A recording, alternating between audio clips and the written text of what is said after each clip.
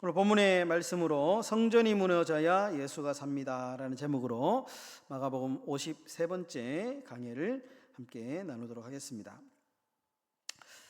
옛날에 이솝우화 중에 이런 이야기가 있습니다. 당나귀 한 마리가 늘 무시당하고 늘 왕따 당하면서 그렇게 살았는데요. 하루는 길을 가다가 사냥꾼이 버린 호랑이 가죽을 발견하게 됩니다. 그래서 옳았구나 해가지고 그 호랑이 가죽을 덮어 쓴 거죠. 호랑이 가죽을 덮어 쓰고 다니니까 다른 동물들이 멀리서 보니까 호랑이가 오는 줄 알고 기겁을 하고 도망을 가는 겁니다. 그러니까 당나귀 입장에서는 너무 신이 나는 거죠. 옛날에는 멸시받고 천대받고 무시당하다가 호랑이 가죽만 썼는데 자기를 보고 막 무서워하고 도망을 가니까 기고만장을 해가지고 어깨에 힘이 쫙 들어갔습니다. 그러다가 신이 난 당이가 너무 기분이 좋아가지고 소리를 질렀는데 그만 잉 하면서 당나귀 소리를 낸 겁니다. 호랑이 가죽을 썼으면 호랑이 소리를 응 이렇게 내야 되는데 너무 좋아가지고 자신도 모르게 당나귀 소리를 잉 이렇게 낸 거예요. 그러자 이제 그 소리를 들은 짐승들이 돌아와서 나귀를 비웃으며 나귀를 다시 조롱하기 시작했다. 이런 이솝우화가 있죠. 여러분, 우리가 아무리 거룩한 척, 깨끗한 척, 이렇게 옷을 입어도 결정적인 순간에 튀어나오는 것은 결국 우리 속의 본성입니다. 그래서 겉보다는 속이 중요합니다. 우리가 늘 가면을 쓰고 살아가는 존재잖아요. 평소에는 우리가 늘 가면 속에 숨겨진 존재이기 때문에 잘 몰라요. 그런데 결정적인 순간이 오면 우리의 본성이 튀어나온다. 당나귀처럼. 그러면 결국에 우리의 신앙이 다 드러나는 거죠. 우리의 본성이 드러나고 인간성이 드러나는 겁니다. 그러므로 우리가 늘 어떻게 살아야 되느냐? 내 속 사람이 그리스도의 성품으로 닮아갈 수 있도록 우리가 늘 훈련하고 기도하고 연단하면서 살아가는 것이 중요하다라는 겁니다. 그럼 오늘 본문이 바로 그런 얘기를 좀 하고 있는데요. 오늘 제자들은 이 당시의 성전, 헤롯 성전이라고 하는데 이 당시 지어진 이 성전의 외형을 보면서 너무너무 뿌듯해하면서 예수님께 자랑합니다. 예수님, 저 성전 너무 아름답지 않습니까? 화려하고 너무 멋지지 않습니까? 제자들이 이제 예수님께 자랑하듯이 말합니다. 그래서 예수님께서 아주 찬물을 끼얹는 이야기를 하시는데 돌 위에 돌 하나도 남김없이 이 화려한 성전이 무너지게 될 것이다 라고 하는 찬물을 끼얹는 말씀을 하십니다. 그리고 실제적으로 역사적으로 AD 70년에 이 헤롯 성전은 외적의 침입으로 인해서 완전하게 무너지게 되죠. 여러분, 이 말씀은 외형에 집착하는 우리의 신앙을 아주 날카롭게 지적하는 말씀입니다. 그럼 오늘 본문 마가복음 13장은 흔히 작은 묵시록, 작은 계시록, 소묵시록이라고 이제 별명을 불려지게 되는데요. 오늘 1절에 보면 예수님이 성전에서 나가실 때라고 이렇게 시작을 합니다. 성전에서 나가실 때. 여러분, 이 성전에서 나가실 때라고 하는 표현은 매우 의미심장한 표현입니다. 왜냐하면 11장, 앞전에 11장과 12장에 어떠한 사건이 있었는지 잘 생각해 보면 예수님께서 무화과나무를 저주하시고 그리고 성전에서 돈을 환전하고 물건을 파는 사람들의 상을 뒤엎으면서 큰 어떤 난리법석을 이제 치르셨죠. 이 사건의 핵심이 뭐냐? 이제 성전의 본질이 훼손되고 성전이 이제는 기능이 상실되었다 라는 것을 이 사건 11장과 12장의 사건과 연결지어서 오늘 마지막에 이 종말에 관한 이야기로 쭉 연결이 되고 있다라는 겁니다. 그러니까 우리가 이런 관점에서 좀 봐야 됩니다. 마가복음의 저자는 마가죠. 마가가 성경의 마가복음의 저자인 마가가 오늘 이 예수님의 이 행동들 11장과 12장의 연결에 이어서 오늘 제자들이 성전의 그 화려한 외형을 막 이렇게 자랑스러워하는 이 이야기를 통해서 하고자 하는 메시지가 있는데, 이제는 성전의 시대가 끝이 났다는 거예요. 이제는 복음의 시대가 도래했다는 거예요. 예수님이 이 땅에 오셨기 때문에 그저 겉에 보이는 이 유대인들이 자부심을 가졌던 이 성전 시대, 유대인들은 늘 가는 곳마다 성전을 지었잖아요.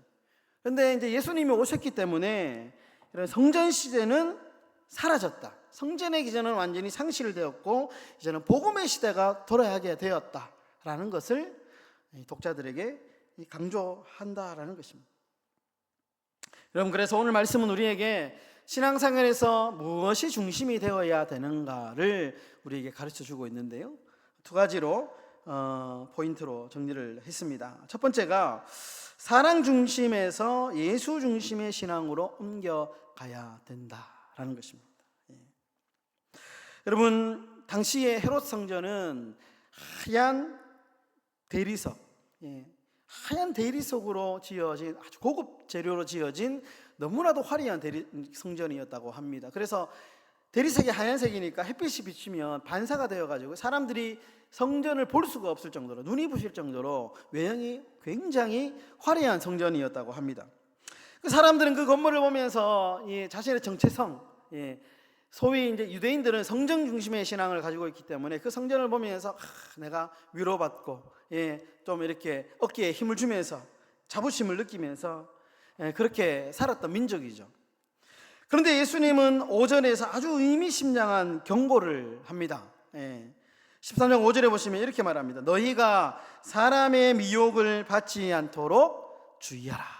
너희가 사람의 미혹을 받지 않도록 주의하라. 여러분, 우리가 진짜 예수 중심 신앙을 가지기 위해서는 우리의 신앙의 중심이 사람이 되어서는 안 된다라는 겁니다. 사람. 여러분, 교회 안에서 사람이 유명해지고 사람의 의가 드러나는 순간 그것은 또 다른 무너져야 할 성전이 되는 겁니다. 여러분, 교회의 그 어떤 것도 예수님보다 앞서면 안 되죠. 우리가 신앙생활하는 목적이 우리가 늘 이 예수를 믿는 것, 이것이 신앙생활의 중심이 되어야 될 줄 믿습니다. 이런 재미난 이야기 있죠. 그 베드로 시리즈 좀 웃긴 이야기인데, 어떤 열성적인 교인이 천국 문 앞에 도착을 합니다. 베드로가 딱 서 있었던 거예요. 그러니까 베드로가 묻습니다. 당신은 왜 이 천국에 들어와야 됩니까? 이렇게 이제 이야기를 하니까 교인이 아주 자랑스럽게 베드로에게 이렇게 대답을 하는 거죠. 저는 다른 사람들에 비해서 전도도 많이 했고 성경도 누구보다도 많이 읽었고 그리고 헌금도 진짜 많이 했거든요. 그러니까 저는 당연히 천국에 들어갈 자격이 있습니다 하면서 아주 당당하게 베드로에게 떵떵거렸습니다. 그러자 베드로가 이제 고개를 저으면서 말합니다. 미안하지만 당신 이름이 적힌 칸에 예수라고 써 있어야 되는데 그 칸에는 나라는 글자밖에 보이지 않네요. 당신은 예수를 믿어야 되는데 그래야 천국 올 수 있는데 예수가 안 보이고 사람 나라고 하는 자기밖에 보이지 않습니다. 들어갈 수 없습니다. 이런 아주 옛날 얘기 있습니다. 어떻게 보면 참 슬픈, 웃기기도 하고 슬픈 이야기도 하지만 뼈가 있죠. 우리의 신앙의 중심에 사람이 들어오면 안 된다라는 겁니다. 여러분, 18세기 미국의 대각성 운동이 일어나면서요, 그 중심에 조지 휘필드라고 하는 목사님이 계십니다. 이 목사님은 당시에 연예인 같은 목사님입니다. 연예인입니다. 가는 곳마다 사람들이 그 목사님을 보기 위해서 따라다니고 그 목사님의 설교를 한번 듣기 위해서 수많은 사람들이 이 목사님을 따라다녔습니다. 당대 최고의 설교자였는데요, 이 목사님은 늘 이렇게 기도했다고 합니다. 주님, 내 이름은 잊혀지게 하시고 오직 그리스도의 이름만이 높임을 받게 하옵소서. 그러니까 연예인같이 잘생기고 설교도 잘하고 그러니까 사람들이 얼마나 인기가 있었겠습니까? 그러니까 늘 하는 기도가 뭐냐? 내 이름은 잊혀지게 하시고 예수 그리스도의 이름만이 높임을 받게 하소서. 이 목사님이 심지어 무덤에 묻힐 때 유언이 뭐냐? 내 이름에 묘비명을 남기지 말라. 왜냐하면 사람들이 혹시나 자기 무덤에 와서 우상 숭배할까봐, 하나님보다 자기를 더 숭배할까봐 걱정스러운 마음에 그런 유언을 남겼다라는 겁니다. 여러분, 오늘 한국교회를 보면 목사님을 모시는 게 아니고 연예인을 모시는 것 같은, 물론 뭐 외모도 참 출중하시고 말씀도 참 탁월하시고 영성도 뛰어나시면 얼마나 좋겠습니까? 근데 이렇게 보면 이 목회자 뭐 이렇게 뭐 뽑는 뭐 이런 거 보잖아요. 이렇게 이제 보면 뭐 연예인을 뽑는 것 같은 그런 사람 중심의 그런 어떤 어떤 흐름이 교회의 좀 전반적인 그런 모습을 보면서 좀 안타까움을 금할 수 없습니다. 여러분, 사람 중심이 아니라 우리가 예수 중심의 신앙생활 다 하시기를 예수님의 이름으로 축원합니다. 두 번째로, 세상 소문이 아닌 말씀 중심의 신앙으로 살아야 된다라는 겁니다. 여러분, 예수님이 성전이 무너진다는 말씀을 들은 제자들이 굉장히 두려워합니다. 그러면서 언제 이런 일이 일어나겠습니까? 이렇게 묻죠. 그러자 예수님이 이렇게 이야기합니다. 난리와 난리의 소문을 듣게 될 것인데, 그런데 그 소문에 현혹이 되어서는 안 된다, 이렇게 말씀하시죠. 7절의 말씀인데 이렇게 말씀합니다. 난리와 난리의 소문을 들을 때에 두려워하지 말라. 이런 일이 있어야 하되 아직 끝은 아니니라. 여러분, 현대 시대를 가리키다 루머의 시대다, 이렇게 이야기합니다. 루머, 소문의 시대. 유튜브나 뭐 SNS나 이런 것들을 보면 근거 없는 정보들, 근거 없는 이야기들이 막 넘쳐납니다. 정보가 쏟아집니다. 저희 집안에도 단톡방이 하나 있는데요, 한 번씩 장모님이 막 이런 돌아다니는 뉴스들 있잖아요. 최근에 제가 이제 어떤 가짜 뉴스였는데, 세탁기를 밤 8시 이후에 돌리면 요금을 폭탄 맞는다라는, 여러분 혹시 들어보신 적이 있는지 모르겠는데요, 그런 제가 정보를 들었어요. 그래서 제 아내한테 8시 이후에는 절대로 세탁기 돌리지 마라, 요금 폭탄 맞는다. 근데 알고 보니까 가짜 뉴스랍니다. 가짜 뉴스랍니다.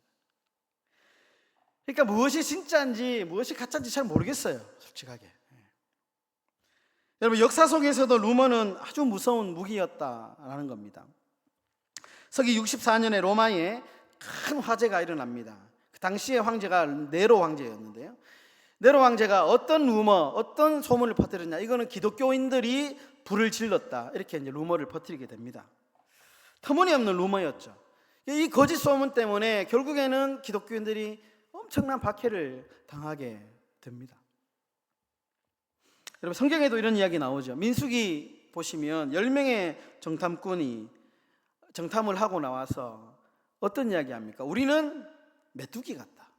비관적인 루머를 공동체에 퍼뜨리기 시작합니다. 여러분, 그 부정적인 말 한마디가 온 이스라엘 회중의 마음을 녹아내리게 했고, 결국은 두려움에 사로잡히게 했고, 결국에는 광야에서 방황하게 만들게 됩니다. 루머가 아주 무서운 것이죠.